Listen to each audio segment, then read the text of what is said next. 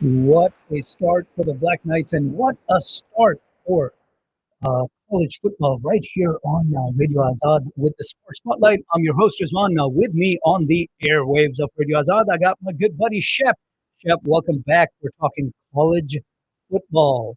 And we left off with some Texas teams, but the Texas team that we did not talk about that our listeners want to hear about is a team down in Austin. They didn't have a great start to the season, but they played well yesterday, didn't they? They did. I don't know what to make of Texas yet because their defense is going to win a lot of games for them. Mm-hmm. But I have to admit, I'm a little disappointed in Manning's mechanics. Right. They blitzed. They blitzed them yesterday, and they scored like 4 or 5 touchdowns in under 10 minutes in the second quarter. So that's what they did. They played a team without as much talent as them, but they've got to figure out how to get the easy wins. And what I mean by this is not like the easy wins, like not victories, in the win-loss column, but like the easy wins on plays. Like I still have this nagging feeling that Sark's teams are leaving a lot of points out there. Yeah. And so I don't. Sorry, go ahead. Finish No, your thought. I think you're right. I think you're absolutely right, because even in this game, look, it was San Jose State. So for those, I've got some friends, Texas fans who were like messaging me yesterday. We're back. You see, Arch Manning, he's going to win the Heisman. I'm like, relax. 295 for 4 touchdowns, but against San Jose State. They scored 4 touchdowns in about 6 minutes of game time at the end of the first quarter and beginning of the second quarter. Yep. All right, and that's great, but the consistency isn't there. The mentality, the victory mentality of keeping the pedal to the metal, right? That's not there. To your point, they're just leaving points. So even in this game, as I was saying, winning 38-7 against San Jose State, it feels like they left points on the table, on the field, because counterpart Florida State was hosting East Texas A&M. Which is much worse than San Jose State. It is. It's fair, but 77 points, right? They kept that on. I'll get to. Actually, let's talk about Texas A&M. So Texas A&M was hosting Utah State. I really, as a Aggie fan, I would not be happy about giving up 22, especially those touchdowns and 2-point conversions in the second half. But it was 30-6 at the half. I mean, Utah State's a competent program. We haven't seen anything from Texas A&M yet that is going to make me happy or unhappy. Or worry, yeah. But again, so talking about putting up points, right? Ohio State had Grambling 70-0. Tennessee had East Tennessee State 72-17, right? I mean, that's what the Oregon 69-0 over Oklahoma State. We'll talk. That's a bigger deal. That. What is it the kids say these days? They woke up and chose violence. They did. I'm more curious about what the coach is. Gundy's done. He's a dead man walking. I was just going to say, I mean, this is a reference, 20 years in the past 15, 16 years. But I wonder if today he's going to get in front of a mic and say, I'm a man. Because I'm 57. Yeah. Woo. That looked bad. 69-3. That was not pretty. Not at all. So he's 58, by the way. He's 58 now. Yep. But point being, come back to Texas. You can't leave points on the field, and it just feels like they keep leaving them, even in a somewhat of a ridiculous thing to say for a blowout victory. But that's why I'm going through those scores. Alabama against UL Monroe, 73-0. Right? I mean, that's what you're supposed to do. You know, yeah, Alabama executed after not executing at all against Florida State. Yep. So I think that we still don't know what Alabama is this year. I think they were surprised by Florida State and they took that game too lightly. And one of the differences between Saban and every other coach in the nation. Yep. Saban screams at his players when they're up by 7 touchdowns in the fourth quarter if they, are 2 steps out of alignment. Look, as a Bulldog fan, long-suffering Bulldog fan for that decade-long suffering against Saban, I'm entitled to hate him a little bit. But as a coach, I respect the hell out of him, right? He got the most out of his team. Absolutely. And that's the thing I respect about him. I really wish he hadn't coached Alabama. They deserve about 4 decades worth of losing. Yep. No, he had a lot on his roster, but still he got the most out of them constantly. And for that, and just that, as you said, he's yelling at them for not making the right play, even though you're up by 7 touchdowns, doesn't matter. Because and that's where that respect comes in, because that's how I always coached my teams. I always said, what's the play? What's the most important play of the game? This play in front of you. Score doesn't matter. What's happening doesn't matter. Who's watching doesn't matter. This play in front of you. You got to execute to the best of your ability this play. And for that, I've always respected Nick Saban. There were always just this talk of running up the score, but I think it was about execution for him. That you don't if you take plays off once or twice, that's bad. If you continue to take plays off, it becomes a habit, and then you're going to take plays off when you can't afford to. So you're out there, your job is to execute, you execute. Doesn't matter. Everything else is noise. And I've always respected him for that. And Alabama looks like, this is why you schedule these games, right? These are your get right games. And Florida State surprised them, punched them in the mouth. They came back. Maybe they got right with this game, and that will help propel them into the rest of the season. And, again, I hate to keep harping on this, but this is the SEC. It doesn't get easier. And especially next week, it's not even an SEC game, but they're hosting Wisconsin. Yeah, and Wisconsin. Yep. And they're always a tough, smash mouth, hard-nosed team. So they've got that. Then they play at Georgia. Then they play Vanderbilt. You want to talk about Vandy? What they did yesterday? Hey, look, Vandy was down 22 at the half, and then they just rolled Virginia Tech. Virginia Tech's, they're 0-2 to start the season. But they're a good team, a good program. Historically, they have been. We'll see. 34-0 run by the Vandy Commodores to just absolutely destroy, just overwhelm the Hokies there. That was surprising. I felt that Vandy was going to win, and in that first half, I was like, "What is going on?" But boy, oh boy, I did not see a 34-0 run coming. You know what kills me about Vandy this year? Mm-hmm. Vandy is finally good. They're a competitive team, and Ole Miss didn't play them. Ole Miss is not playing them? I thought they played them every year. After years of getting Vandy in the schedule all the time, Vandy's finally good, and Ole Miss misses. All right. Well, speaking of Ole Miss, they didn't look great, but it's Kentucky, and they were playing on the road in Lexington. It's a tough defense. Kentucky knows how to play defense. They pulled it out, and frankly, I thought Ole Miss hanging 30 on the road in Lexington on that Kentucky defense actually, can I get these words out? It pains me. I think it bodes well for their offense. It does. Yeah. We'll see how good Kentucky ends up being this year. Their offense is putrid. Kentucky's. Yeah. It's just awful. And I'd like to see the SEC not have to deal with Stoops in the culture he has at Kentucky, which I feel is play until just after the whistle and then point the finger at the other team. Yeah. I can't stand the way his teams play. Ever since he got there, they're calling out false snap counts on defense.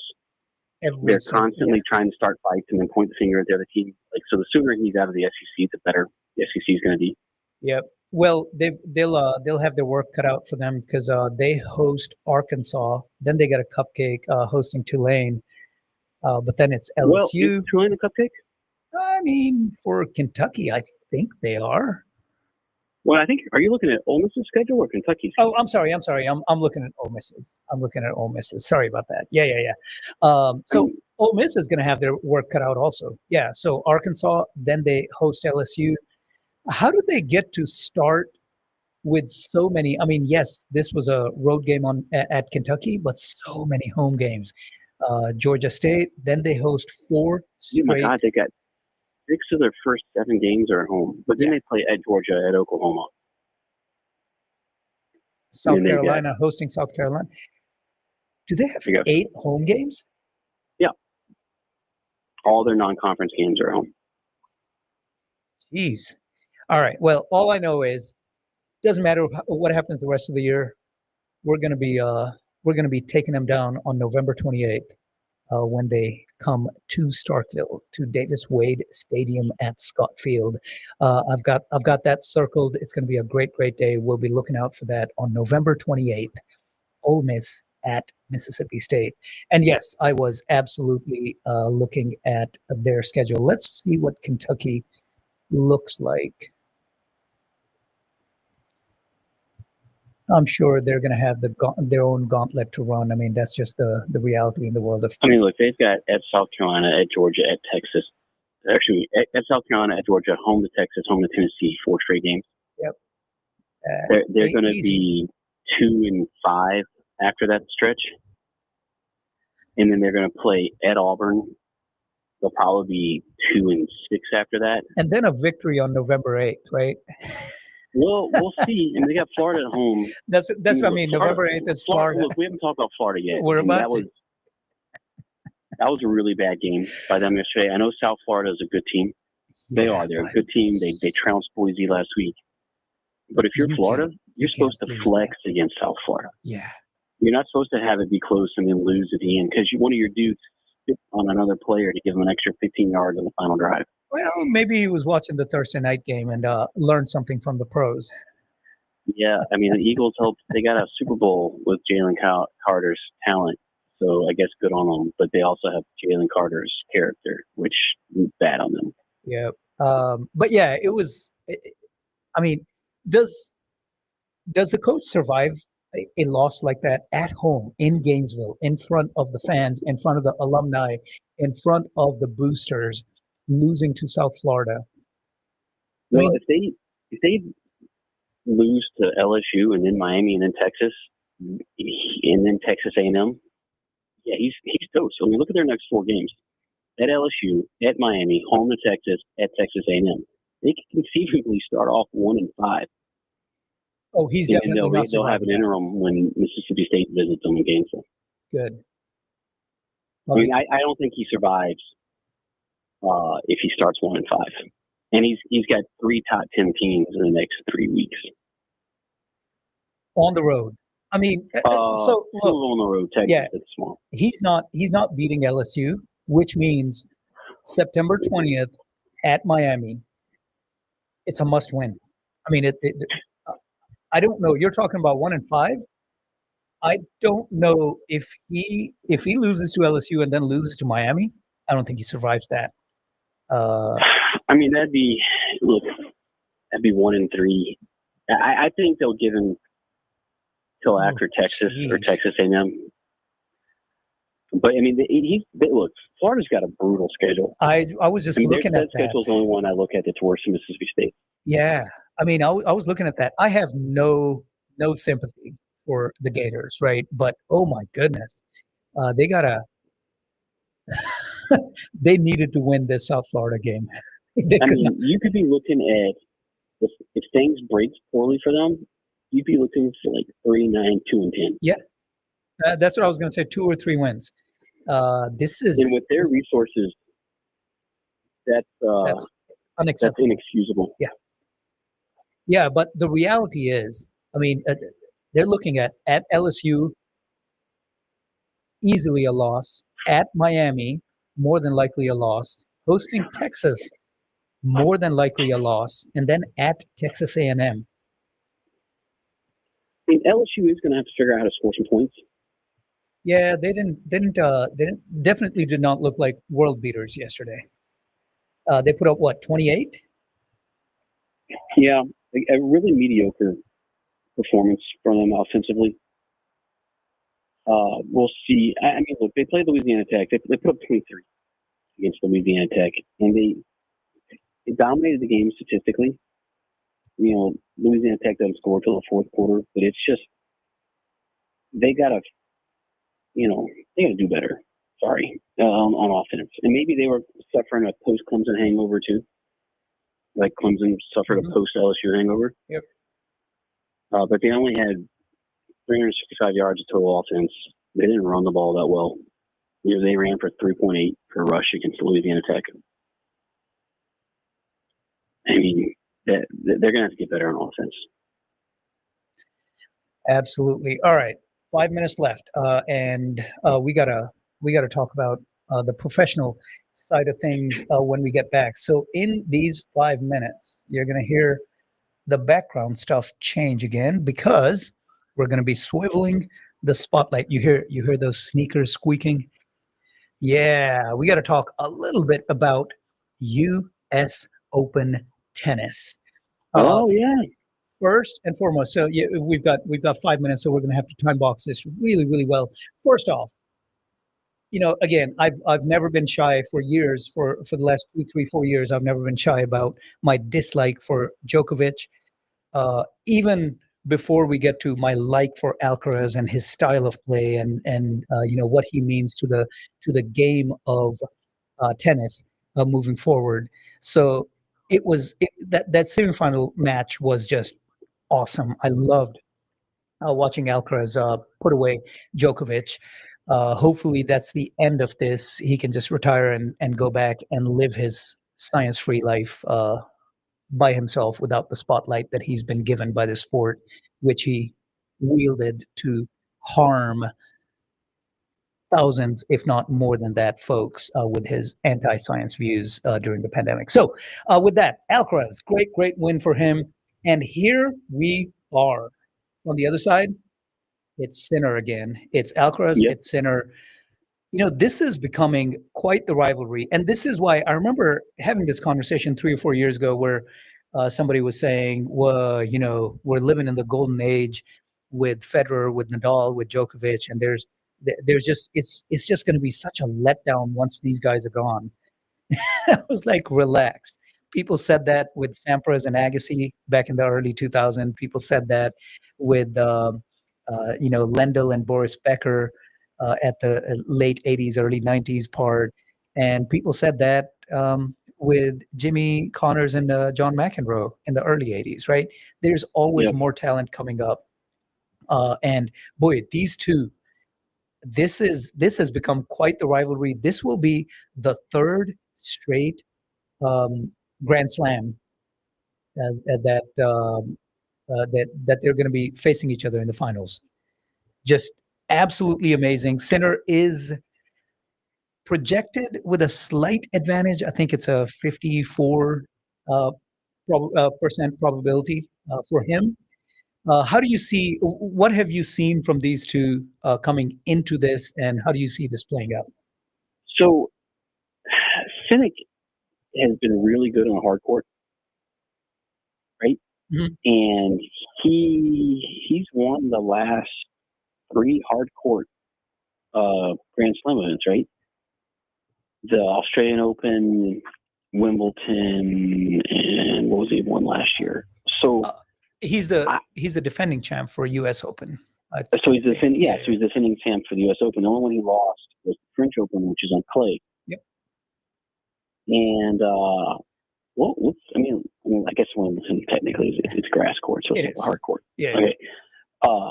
But I think I think they're both great. It depends on the day, how their breakfast digests. I mean, they're really close. And the win probability. Yeah, the win probability kind of bears that out, right? It's only a 4% probability advantage to Sinner. I think they are evenly matched. I think it's going to be can I guarantee it's going to be a 5-setter? Probably not. I have a feeling for some reason it's going to be a 4-setter, one way or another. But I do see Alcaraz because of the higher competition that he had. As much as my dislike aside, Djokovic is a really, really good player, an all-time great. Obviously, he holds the record for most slam wins at 24. And at this point, with Nadal and Federer gone, he's gonna hold on to that. And it was when Sampras broke that record, it had stood for over a couple of decades. When he got to 21, and then all three of these guys, Federer, Djokovic, and Nadal, surpassed him. So is there going to be somebody who takes that mantle away from Djokovic? Historical data would tell us there's always somebody better coming up, right? Which means somebody will. Yeah. But boy, oh boy, I mean, that. Djokovic, look, is character aside, is in the running for the best male tennis player of all time. Yeah, absolutely. The longevity, the wins, the just the court presence. He almost reminds me, and I don't know if you were watching tennis that closely back in the day, but reminds me of Ivan Lendl. I always felt Ivan Lendl was this kind of a boring player because he just had his fundamentals down, and he just ground. He was like watching a machine. He just wore you down, didn't make mistakes, and beat you. Yep, and that's what Federer was flashy. Nadal was flashier still. I mean, Nadal was essentially the next generation Agassi is who he was, right? While Federer was kind of like a John McEnroe, superbly talented, making some insane shots on talent, not on skill. You know what I mean? Like it wasn't just learned skill stuff. He had natural talent that he would pull out these shots once in a while that you were taken aback with them. But Djokovic absolutely was that machine that Lendl was. Just hit everything back. Just make the shot, grind the opponent down until they had nothing left. But these guys, I'm really, really excited about Alcaraz and Sinner. All right, we are over, but I would be remiss if I did not touch on the women's side. The singles took place yesterday, and Sabalenka once again, just talking about a machine, just starting to separate herself, right? She really is. I mean, I really thought, obviously from an American standpoint, I wanted Anisimova to actually get a trophy for us, but I thought this might go. This might not be a straight set victory, but man, oh man, Sabalenka just even though it ended up being a 7-6 in the second set, but it just felt like a very easy victory, as you said, just starting to separate herself at the top. And she's going to be, you mentioned, as the kids say, she's going to be a problem the next couple of years. Yeah. We'll see how many more majors she ends up picking up. Absolutely. All right. So that's tennis. We're going to take another short break, and then we'll be back, not only with the games that are about to get going in about 28 minutes, but also the games that have taken place, starting with your Dallas Cowboys and Philadelphia, and the game that was, and stuff that transpired kind of before the game ever really got going. We'll talk all about that when we get back to the Sports Spotlight here on Radio Azad. You are listening to Radio Azad, where your voice matters. Entertain, inform, inspire. Download the free Radio Azad app on the App Store or Google Play to listen worldwide. When you educate an orphan like Hamza, you are giving her the tools that she needs to build a brighter future. Islamic Relief staff are local, raised in the communities they serve, so they understand how to use your donations as effectively as possible. Give the gift of education to a child like Hamza. Be the relief for orphans. Donate today at irusa.org or call 1-855-447-1001. Think you can handle the heat? Come to the port of Peri Peri and prove it. Warning, side effects may include an uncontrollable craving for flame-grilled chicken and occasional tears of joy, or well, just tears. Our signature Peri Peri chicken is marinated, flame-grilled, and absolutely packed with flavor. From mild to wild, we've got the heat level to match your inner spice warrior. Think you're up for it? Challenge accepted. Visit us at one of our locations in Irving or Plano. Just look for the people fanning their mouths and ordering seconds. At the port of Peri Peri, it's the heat that can't be beat. Hello, it's me, the Royal Banquet Hall in Irving. I know you folks in Dallas-Fort Worth are always looking for a party venue, and now you have me. Come on in, take a look around. Such a beautiful ambience, right? We have all the amenities to accommodate your get-togethers, birthdays, graduation parties, Mendies, Sangeets, weddings, fundraisers, whatever you need. We will take care of it all to create a memorable and stress-free event for you. We can easily accommodate 70 to 120